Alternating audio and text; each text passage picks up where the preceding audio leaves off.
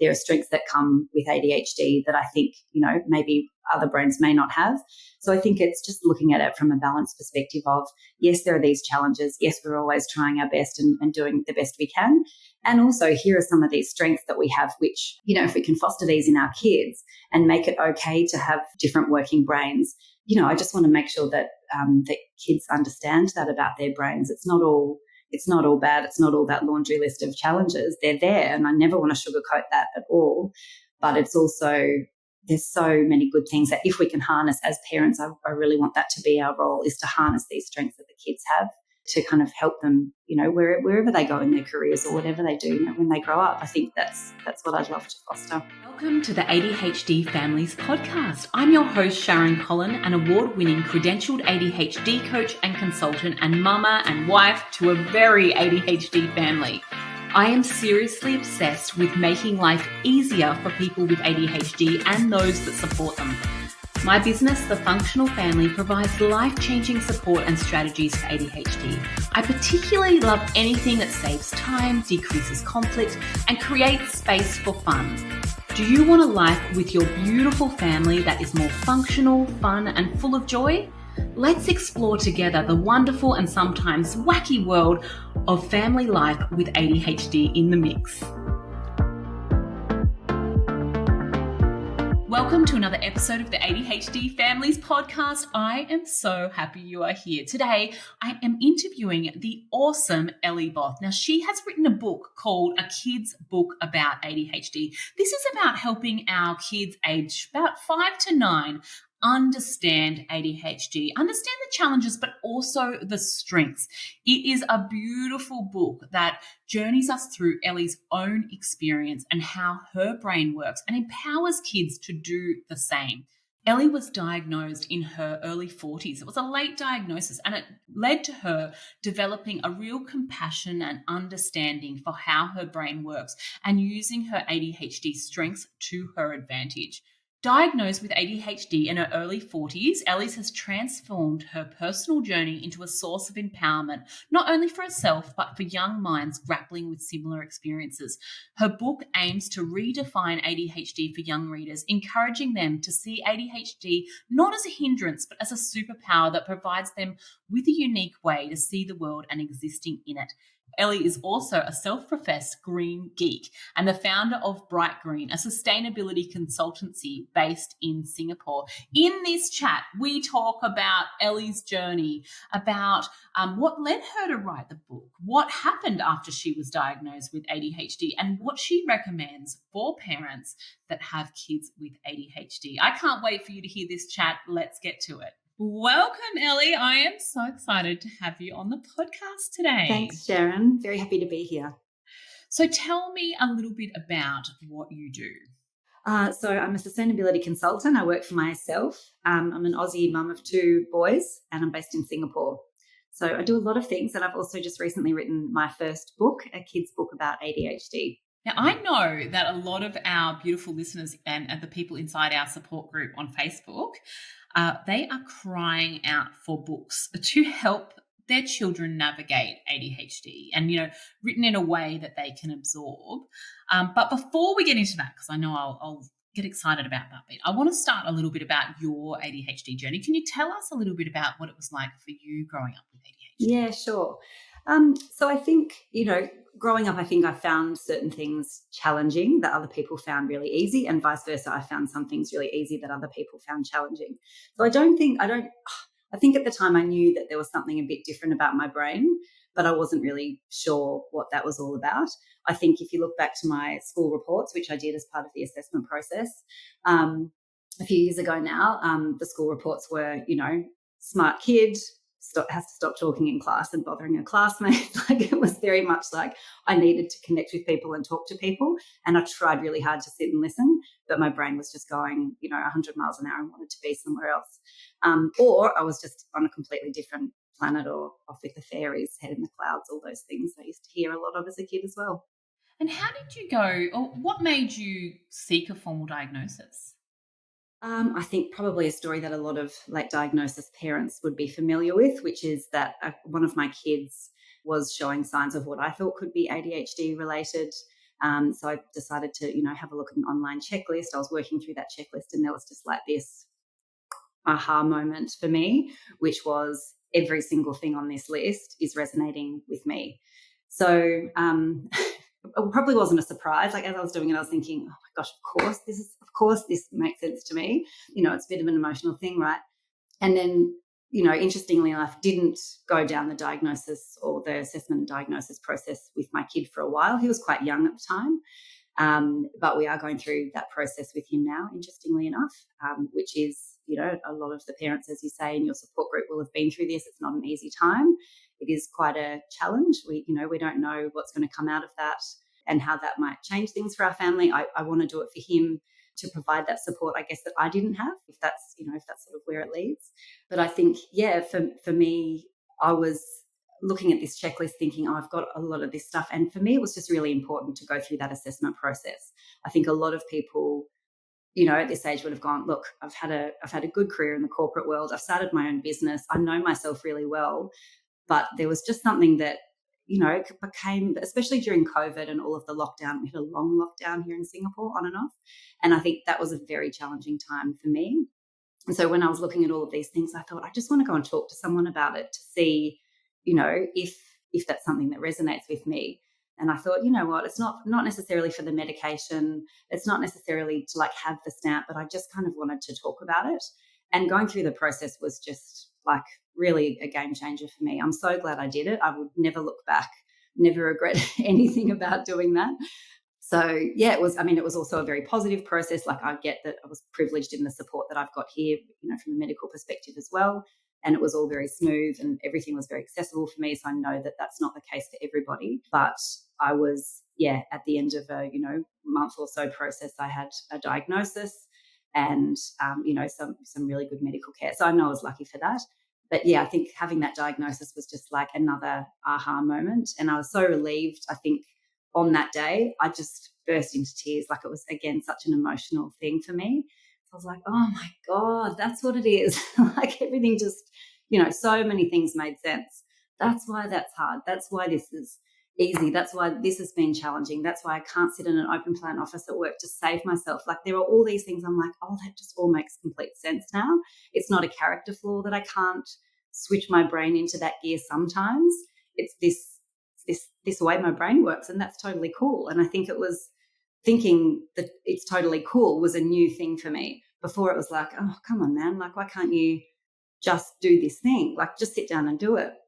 And having the new phrase of like, oh, that's totally cool. That's just how your brain works was just, just a different thing for me. So I think that's what's been so positive. I love that so much. I'm curious about, you talked about growing up, some things were easier for you and some things were harder. Can you tell our beautiful listeners what those things were for you? I used to compare myself to my brother quite a bit. He'll laugh hearing this. But things like even just meeting new people or talking to people for the first time, because I was so worried about not being able to think of how I wanted to say something or the words that I wanted to use, I would not put myself in a position like that. Or at work, public speaking, I found really something that was really challenging and I had to do it for my job. But I would always have to over prepare every single thing I wanted to say and really know the message behind what I wanted to say before I'd put myself in a position of, looking bad, because I'd forget what was often for me. I was like, oh, that word is so obvious and I couldn't think of it. And that was I was always thinking, oh, people are just going to look at you and think you're stupid. Like that was one of the things that, I was sure people were thinking, because I just would always have that, that tip of the tongue syndrome. Like that's a real thing that I struggle with quite a lot. And now I know that losing words and, not being able to explain yourself articulately sometimes is can be highly correlated with ADHD. So it was things like that I would probably stop myself from being in a situation where I wouldn't want to look like I wasn't smart. But I was very aware that other things I was really good at. Like I was, always able to write really effectively, but sometimes that verbal communication for me was a real challenge. So I would step back and kind of hold myself back from things. Whereas looking at my younger brother, he would just, go off and talk to anyone and be really comfortable doing that. And so we're very different in that way. Interesting. And what about some of the things that you found easier than other people? What were the advantages? Oh gosh, I'm very quick at things, so I just kind of know how to figure things out. So in the last part of my corporate career, a few years ago now, I was a project manager, and for that, the way that my brain works, that is the ideal job for me because I could take a big picture thing, which seemed completely insurmountable and overwhelming, and break down how we were going to achieve that goal. And for me, it's a very clear thing to do. It's step by step. It's logical. You can start with something really big, figure out how to deliver it, and then over time, like you're not doing it all in one day, obviously, but over time you figure out how to get that end result. So I've always found that kind of a complex problem solving piece quite easy. As I say, writing's always been an easy way for me to, I guess, explain what I want to explain, and I spend a lot of time doing that in my business. I do a lot of writing now as well for people. But yeah, the written side of things has always been something that came really easily to me as well. It's interesting. So often I see in my work that I do that, and I always say this to people, that often people with ADHD are sprinters, right? So they're really good with project work, or, like using their incredible brain that's great with pattern recognition to do like projects. But when we get them to do like those kind of long running marathon jobs, that's where we start to come up. And so what you're almost describing there is, seeing a really complex problem, breaking it down into steps, and then achieving that deliverable, like going for it like a sprint essentially, Yes. which is awesome. And the pressure helps. Like having that continued pressure for a 3 to 6 month project is also really good for our brains. And I also think it's the novelty. So I was thinking about this as well, that in all of the jobs I've had in a corporate career, there've always been things like recruitment where you had to have, 25, 30 things on the go at any one time, or spinning plates. That's kind of another job that, it was always like a lot of novelty, never the same day twice, and all that kind of thing, which I think I was also very drawn to. Also connecting with people and understanding about, what makes them tick. I think that's just probably just a hobby of mine. But yeah, I think that complex problem, breaking it down. And someone said to me recently, I don't really understand how you knew how to do that. And I was like, well, that's just easy for me. Like that's something that comes really naturally. So I'm conscious that's not the same for everybody, but it's interesting, isn't it? Isn't it interesting? And, I don't think that stuff gets enough airplay, because I often look at my husband's brain and what he's able to do and I'm in awe of some of the stuff that he's able to, like how it puts things together. And sometimes I'm a bit jealous, to be fair. Like, yes, there is some parts that I'm sure he would happily swap out, but like a lot of the stuff, like I'm quite jealous. Yeah. There are some benefits. And I think that was, I think a nice segue as well to why I also wanted to write the book, Sharon, because I think the way that, if we could just give kids, a handbook of like, well, this is what your ADHD brain can do. I think that that's really what I was wanting to achieve by writing the book. So I think, I also think, yes, there are a lot of challenges. And I think, you work with parents who are in these situations, and it is really hard to have a kid who's got sensory issues or, a lot of that stuff, who struggles with more than one instruction at a time. Like these things are like, to function as parents, we need those things to work well, and sometimes they just don't. So I also think along with these challenges, we also have some of these superpowers, which I talk about in the book as well, which is this creativity. It's the pattern recognition that I think you're talking about in your husband. It's the thing of this amount of energy that we have, the sprinting side that you were mentioning as well. And just that creativity, like thinking of ideas and, the pinball brain bouncing around and putting things together that we might not ordinarily see, which I also really love. I think that's a really cool thing too. Yeah. So tell me a little bit about firstly, we should talk about the book's title and who it's aimed for. What's its intention? So it's a kids book. It's called A Kids Book About ADHD. And yeah, the intention is to have grown-ups read with their kids, parents and caregivers alike, to really understand, I guess, what it means to have this ADHD brain, which can be unique in a lot of ways, and to talk about some of the challenges, and to talk about, it is really hard to sit still and listen when you want to be bouncing around the room, or, you'd rather be daydreaming about what you're going to do on the weekend, or a story that you might like to write when you get home from school. And sometimes it's hard to sit and concentrate. So as well as acknowledging those challenges, it's also about, looking at some of these superpowers that I mentioned as well. And I think the way that these books are written, this is one of a series of about 100 plus books now, I think, by a Kids Co based out of the US. And I think every one of these books, as a parent reading with your kid, we learn something too from these books, which is why, I was just gung-ho to write a book with these guys, because I think, there's a kid's book about empathy, and when you read the book about empathy, you're like, oh yeah, that's really me understanding empathy on another level. Or a kid's book about racism, white privilege, things that we find really hard to talk to our kids about. It's like we're also learning these concepts on another level as well.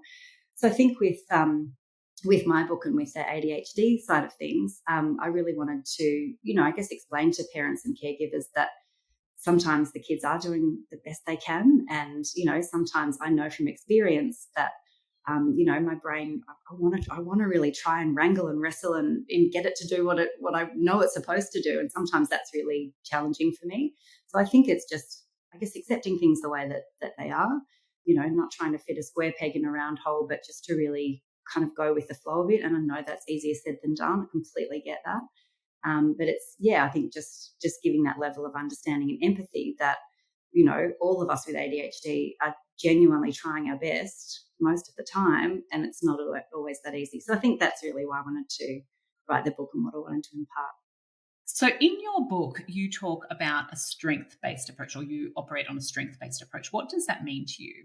I think it's, and again, I want to say it's not glossing over the challenges that we face. I mean, there's a laundry list and we can obviously go into that for half an hour if we chose to. But I think it's also, it's a balanced view, right? So as we said, there are strengths that come with ADHD that I think, maybe other brains may not have. So I think it's just looking at it from a balanced perspective of, yes, there are these challenges. Yes, we're always trying our best and doing the best we can. And also here are some of these strengths that we have, which, if we can foster these in our kids and make it okay to have, like one of my kids just loves to write comic books. So he would sit and hyper focus on writing comic books. He would do it all day, every day if we let him, honestly. He loves it so much. And whether or not that's going to be a career for him, I mean, I couldn't give two hoots, but it's just something that he loves to do. He wants to, he's always saying, oh, that would be a really good comic book, mummy. Like he's always like thinking kind of about that. And I think having a strength, which is whatever that, the love or the strength that you choose to focus on and to foster. I love that kids maybe who have different working brains have some of these strengths that they can, hang their hat on. So it's not you're always being reprimanded for not trying hard enough and, not being in the room and not focusing. But, you also know, oh, hey, I'm really good at drawing. I'm really good at creating stories. I'm really good at building Lego. I'm really good at whatever these strengths are. And I think, I just want to make sure that that kids understand that about their brains. It's not all bad. It's not all that laundry list of challenges. They're there, and I never want to sugarcoat that at all. But it's also, there's so many good things that if we can harness as parents, I really want that to be our role, is to harness these strengths that the kids have. Yeah, to kind of help them, wherever they go in their careers or whatever they do, when they grow up. I think that's what I'd love to foster. And how has your understanding of ADHD changed over the years? There's a lot more focus on it now. I mean, I'm sure you've found this in recent years, building your community and so on as well. I think we as society have always historically viewed ADHD as like what little boys do. They struggle to sit down and it looks like this. This is what ADHD looks like. Whereas now, and I've talked to some, parents and teachers in Australia recently who are saying, actually, now the way that we look, we don't just look at it as a gender basis. We look for kids tuning out in class. We look for kids who do find it difficult to sit still. And yes, that's definitely, front and center and what's quite visible. But it's also the kids who are sitting there daydreaming and they're not focusing. They might not be mentally in the room. So I think the understanding of ADHD being, what this box looks like versus there are a whole different ways that ADHD can present. It can be the nervousness and the anxiety, which is what I experienced as a kid and for most of my adult life as well. It can be, a lot of these just tuning out in meetings or in class. It's a lot of that sort of stuff, which I think we probably weren't so aware of a few years ago, I would say. Yeah, I think we're more open to the fact that it is a multifaceted condition. I think we're more open to the fact that, and I talk about it in the book as well, the word disorder it's a really difficult word, and I talk about that. I'm not the biggest fan of that, obviously, as well. Yeah, my view of this would be much more balanced view. back to my earlier point as well. And I guess that's how I would like us to be, to be talking about this more broadly. And I think that's changing. I definitely think there's a lot more attention on this, and I think that's changing too. Yeah, the word disorder is a tricky one. And, I now see kind of a movement of people asking to call it a disability, right? Not only because if we want to ever be in a position to get NDIS funding for it, then they're trying to align it with a disability, right? That's not necessarily in line with my personal views, but I can see why that would encourage support. And that's the one thing that everyone is crying out for. We know the support is absolutely needed. And I think it's a fraught topic, isn't it? But I think it's costly for a lot of families. A lot of families can't afford this. A lot of families are struggling to make ends meet without additional needs for their kids. And at the end of the day, I think that's the most important thing, right? So I think that, I know it's fraught and it's a really difficult topic to cover. But like I said before, I wish that other families could have the support and ease that I know been very lucky to have. And I know that's not the same for everyone. So I'm very conscious of that too. Very, very tricky. So tell me, most books, kids' books take us on a bit of a journey, right? Can you tell us the journey that your book takes our beautiful kids on?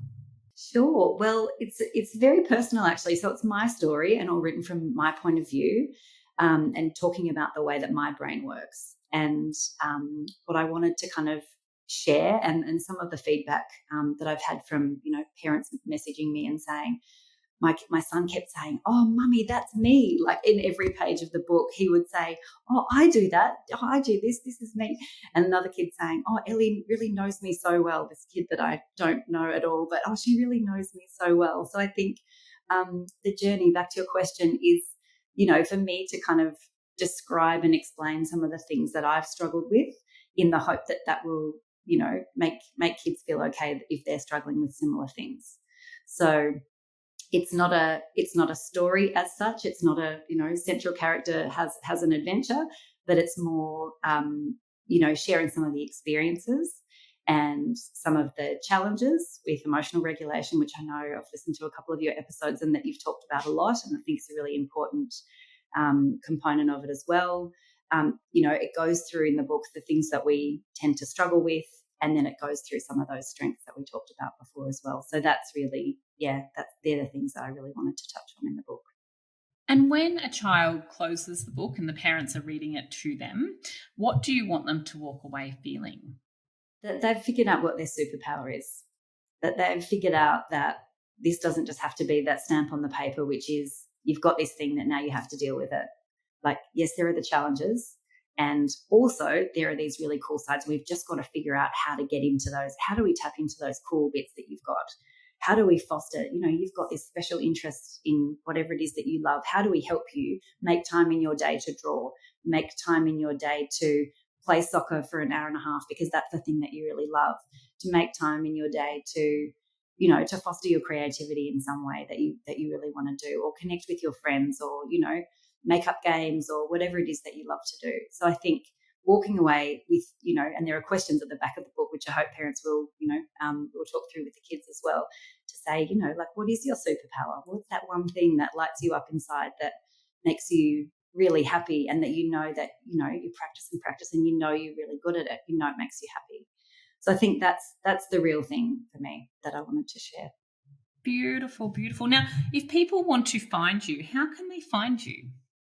You can find me on Instagram. I'm at Today We Write, and I'm also at ellieboth.com. Awesome. And if you were going to leave our beautiful parent listeners with some, perhaps a few tips that they could try for home, because I love a little bit of action. I love a little bit of action. Oh, it's because I'm an ADHD coach, right? I'm always driving to action. Can you tell me what those steps, or perhaps some things that they could try, would be?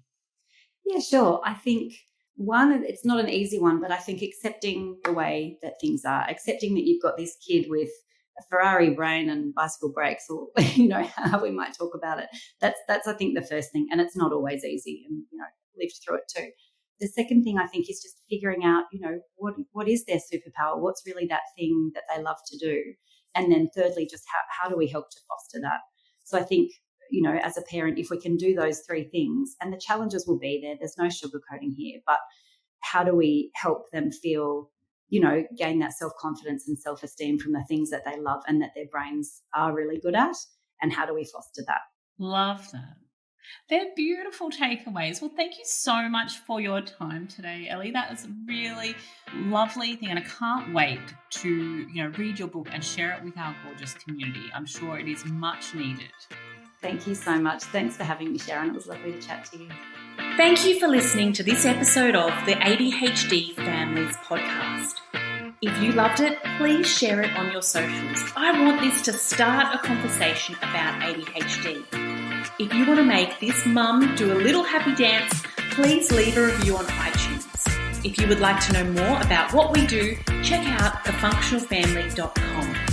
I truly hope that you enjoyed this podcast and you use it to create a wonderful, effective, joyful life with your beautiful children.